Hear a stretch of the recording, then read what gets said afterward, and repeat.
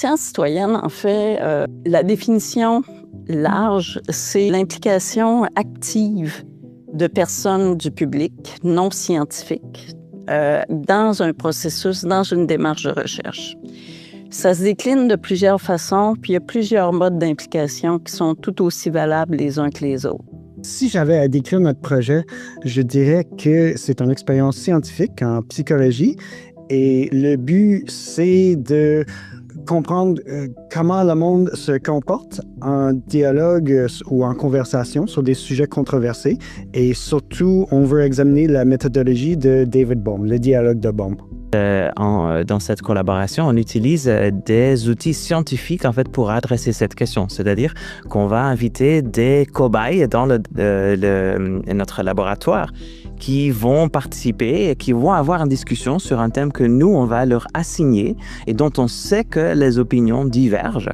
Et on va voir est-ce qu'on peut, en fonction des instructions qu'on leur donne, faire mener ces discussions de façon plus efficace ou moins efficace. Notre question de départ, c'était, dans le contexte du réchauffement climatique, quel pourrait être l'apport de la migration assistée des espèces végétales sur la fixation du carbone?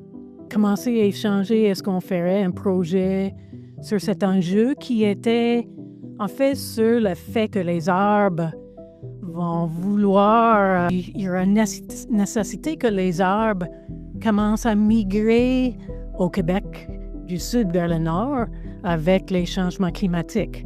Et donc, Carl a dit, mais comment on va faire avec des nouvelles essences qui pourraient peut-être venir des États-Unis? On ne sait pas encore comment ils poussent au Québec.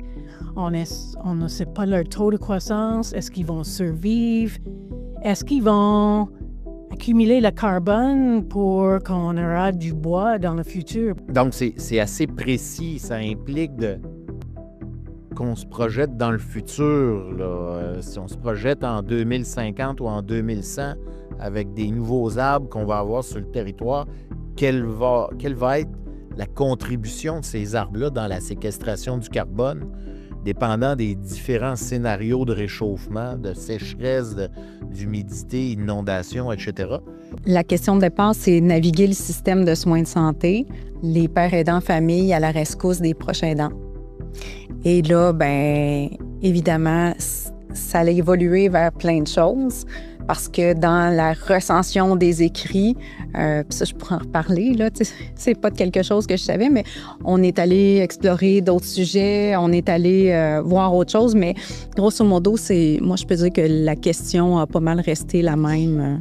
Oui, une question assez déjà bien formulée pour qu'on puisse l'adresser par la recherche. Puis l'idée, c'était vraiment d'aller documenter, bien, c'est quoi cette pratique-là, puis ultimement, est-ce qu'elle peut venir en soutien aux proches aidants qui, ça, on le sait dans la littérature, en arrachent dans le système, savent pas où aller. Puis, ben, toi, tu avais ce savoir expérientiel-là. Fait que c'était aussi le prérequis nécessaire dans le type de duo qu'on allait former. Comment on fait de la recherche? Comment on va chercher des connaissances qui existent déjà? Qu'est-ce qu'on va aller combler par ce projet-là? Puis à chaque étape, bien, de mélanger, croiser, toi, ta perspective expérientielle, moi, ma connaissance, parce que c'est un champ de recherche dans lequel je suis depuis longtemps, puis de regarder ensemble bien, comment on peut bâtir ensemble un projet, tu sais, sur ce thème-là. Ouais. Puis mettre la recherche au service de quelque chose qui va être utile aussi.